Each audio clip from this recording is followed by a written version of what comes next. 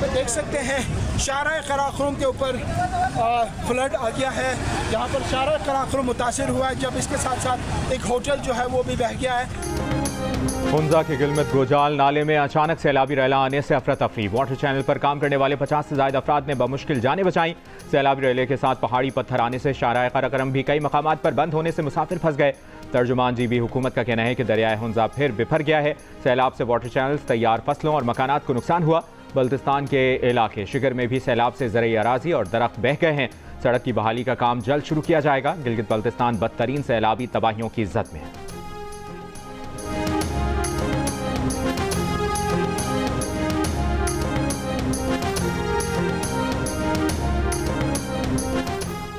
भारत की जानिब से 2 रोज में दरियाए सतलुज में पानी छोड़े जाने का खदशा। दरियाए चनाब में मराला खान की और कादराबाद के मकाम पर दरमियाने से ऊंचे दर्जे के सैलाब की वार्निंग जारी।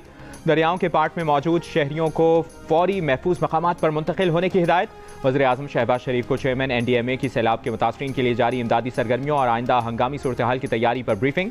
वज़ीर-ए-आज़म ने कहा कि मुमकिना हंगामी सूरत हाल के पेश नज़र खतरे से 2-4 इलाके के लोगों को पेश की आगाही यकीनी बनाई जाए।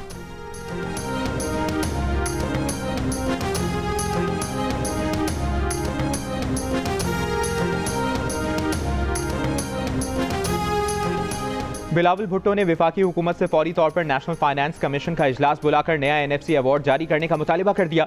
कहा वफाकी हुकूमत अपनी नाकामियों का बोझ सूबों पर ना डाले। FBR की टैक्स अहदाफ हासिल करने में नाकामी में सूबों का कोई कसूर नहीं है। ये वफाकी हुकूमत और FBR को चलाने वालों की नाकामी है। 18वीं तरमीम से सूबों को जो जिम्मेदारियां मुंतकिल हुई हैं उनके वसाइल भी सूबों को दिए जाएं। 27वीं तरमीम की सारी बातें हवाई हैं। हुकूमत की जानिब से अब तक उनसे 27वीं तरमीम के लिए राबता नहीं किया गया। 26वीं तरमीम एक तारीखी कामयाबी है। अगर एक जमात को 26वीं तरमीम पर एतराज़ है तो इसकी वजह उनकी अपनी मुश्किलात हैं।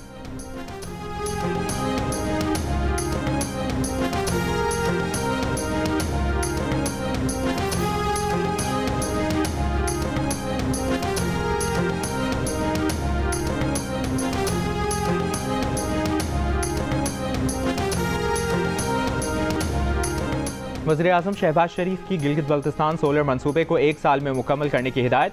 मंसूबे से मुतालिक जायजा इजलास में कहा कि मंसूबे पर खर्च होने वाली तमाम लागत वफाकी हुकूमत देगी। मंसूबे का सारा इंफ्रास्ट्रक्चर क्लाइमेट रेजिलियंट बनाया जाए। मंसूबे से गिलगित बल्तिस्तान के लोगों को 18 से 20 घंटे की लोड शेडिंग से निजात मिलेगी। मंसूबे की तामीर में शफाफियत को यकीनी बनाया जाए। वज़ीर-ए-आज़म ने मंसूबे की तामीर के लिए कायम स्टीयरिंग कमेटी की सदारत वफाकी वज़ीर तवानाई ओवैस खान लगारी को सौंप दी।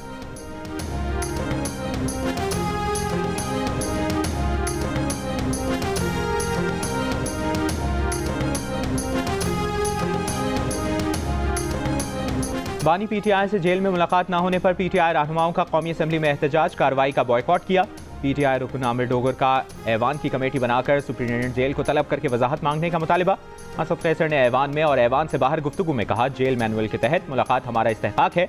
पार्लियामेंट के इस्तेहकाक को मजबूत किया जाए। आज बानी की बहनों और पार्टी रहनुमाओं से मुलाकात ना हुई तो कल फिर बॉयकॉट होगा। कल असम्बली इजलास से बाहर होगा। वफाकी वजीर आजम नज़ीर तार की PTI अरकान को बैठकर बात करने की पेशकश। स्पीकर कौमी असम्बली की भी हुकूमत के साथ मुज़ाकरात की दावत। अपने हर मुमकिन ताउन की यकीन दहानी।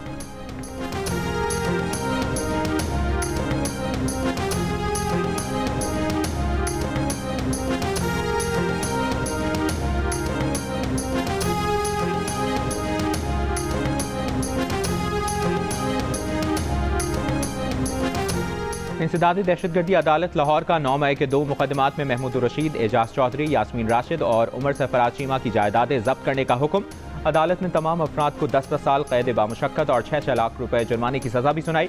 अदालत ने दहशतगर्दी की दफात के तहत 10-10 जबकि बगावत की दफात के तहत भी 10-10 बरस की कैद की सजा का हुक्म दिया।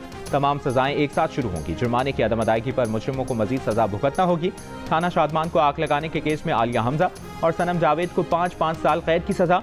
अदालत का शाह महमूद कुरैशी को 9 मई के दोनों मुकदमात में रिहा करने का हुक्म।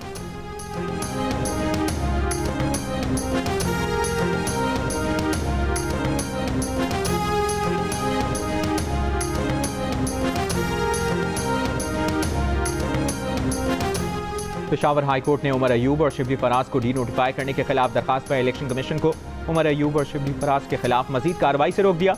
अदालत ने स्पीकर कौमी असम्बली को नए अपोजिशन लीडर की तकर्रुरी से रोक दिया। अदालत ने सेनेट चेयरमैन को भी सेनेट में लीडर ऑफ द अपोजिशन की तकर्रुरी से रोक दिया।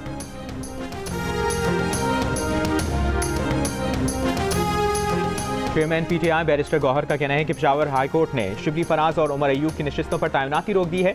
सजाओं का जुमा बाजार लगा है। अब भी वक्त है तमाम सजाएं खत्म करें। जो हो रहा है मुल्क के मफाद में नहीं। मुज़ाकरात होने चाहिए। सियासी मसाइल का हल मुज़ाकरात है।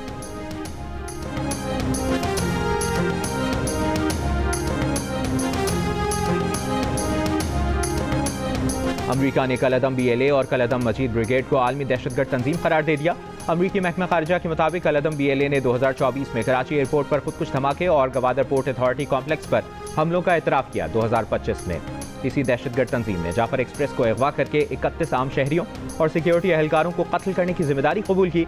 अमरीकी वज़ीर ख़ारिजा मार्को रूबियो का कहना है कि कलअदम BLA और कलअदम मजीद ब्रिगेड को दहशतगर्द तंजीम में करार देने का फैसला दहशतगर्दी के खिलाफ ट्रंप इंतजामिया के आज़म का इजहार है। वज़ीर मुमलिकत बराए दाखिला तलाल चौधरी ने अमरीकी फैसले पर रद्द-ए-अमल में कहा, फितनतुल हिंदुस्तान की इन तंजीमों की फंडिंग मुख्तलिफ मुल्कों से होकर पाकिस्तान पहुंचती है। अनकरीब इन प्रॉक्सीज के स्पॉन्सर्स को भी दहशतगर्द करार दिया जाएगा।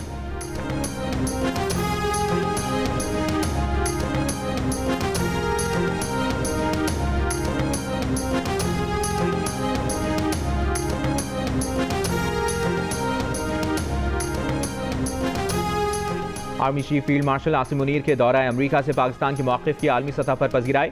सिक्योरिटी ज़राए का कहना है कि फील्ड मार्शल की कामयाब मिलिट्री डिप्लोमेसी से भारत का दहशतगर्द चेहरा आलमी सतह पर बेनकाब हुआ। अमरीका का BLA और मजीद ब्रिगेड को दहशतगर्द तंजीमें करार देना फील्ड मार्शल की काविशों का मजहर है। भारतीय स्पॉन्सर्ड फितनतुल हिंदुस्तान को आलमी दहशतगर्द तंजीम करार देने से भारत का असल चेहरा आलमी सतह पर बेनकाब हुआ।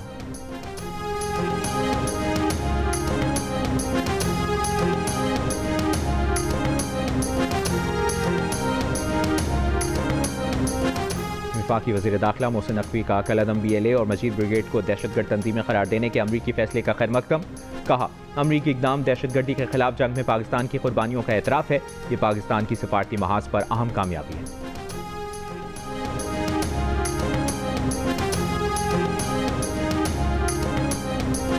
सेनेटर फैसल बावडा का कहना है कि जैसा कहा था बिल्कुल वैसे ही फील्ड मार्शल की आलमी कामयाबियों का सिलसिला जारी है।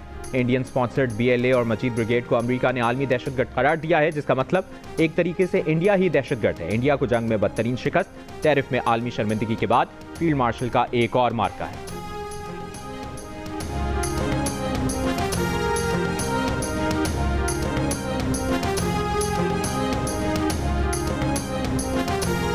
Chief justice of Pakistan justice Yahya Afridi से वज़ीर ख़जाना मोहम्मद औरंगज़ेब की मुलाकात। अदालती निज़ाम को जदीद खतूत पर इस्तवार करने के मंसूबों पर गुफ्तगू। टैक्स से मुतालिक मुकदमात की दर्जाबंदी और टेक्नोलॉजी से खिदमात की फराहमी पर तबादला ख्याल। एलामिया के मुताबिक चीफ जस्टिस ने मुतबादिल तनाज़ात के हल के निज़ाम की कामयाबी की अहमियत पर जोर दिया। कहा, हुकूमत की हिमायत से निज़ाम को कामयाब बनाया जा सकता है। मुलाकात में मुसाबकती कमीशन के अफसरान को तरबियत देने का मंसूबा भी ज़ेर गौर है।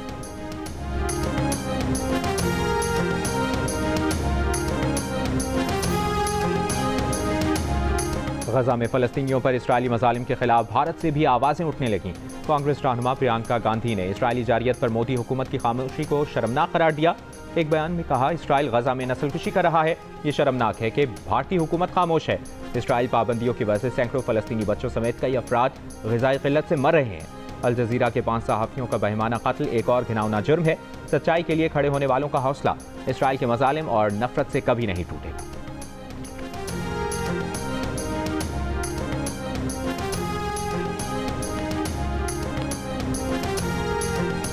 और पाकिस्तान और वेस्ट इंडीज़ के दरमियान तीसरा और फैसला कुन वनडे आज खेला जाएगा। 3 मैचेस की सीरीज 1-1 से बराबर है।